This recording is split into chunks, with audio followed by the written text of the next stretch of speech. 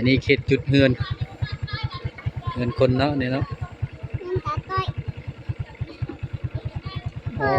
ก็เป็นไปเบิ้งพุทธมันสวนแห้งไงน่าจะจับบุญท่วมแล้วทาง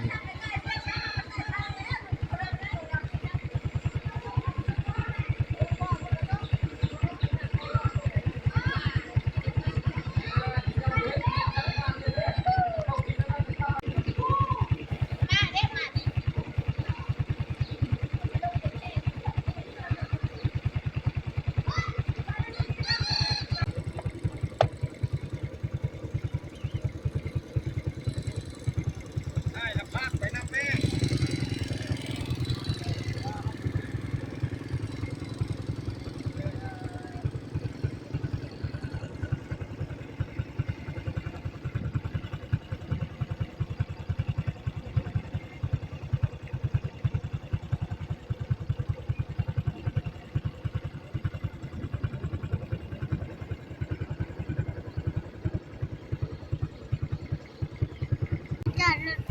รถแล้วมันนี่แต่มันบริลุ ทางเข้าบ้านพุทธแก้วเรียบร้อย มันอยู่วันนี้เพราะมึงอยู่วันนี้น้ำท่วม วันนี้ก็ท่วมแล้วสันลุม เพราะมึงเห็นเรือเขาวันนั้นก็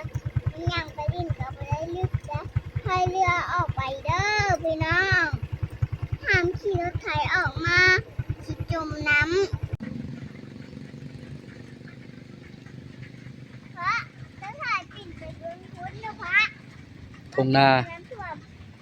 บ้านให้เมืองยมราช ไปเด้อน้ำท่วมเด้อ เรียบร้อย เด้อ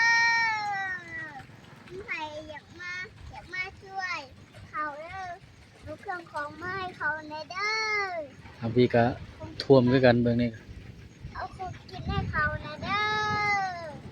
ของกินให้เขากินนะเด้อไม่เยี่ยมเขานะเด้อฝนตกแห้ง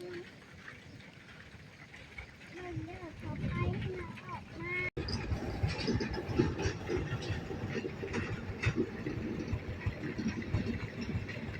นี่จุดบ้านนาแดน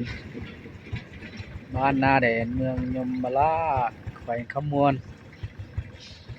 มดทงนา หนูมันแข็งขมวนยมมาลาคุณแข็งขมวนเพราะ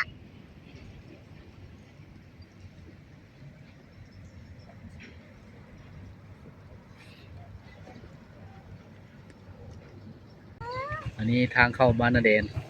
มันน่ะแหลมน้ำท่ว โอ้ ม หัวหน้าเพิ่นเนาะ พายเรือออกมาเด้อ สบายแล้วคนมีเรือ ยืนบนต้นขี่รถออกมา บริการ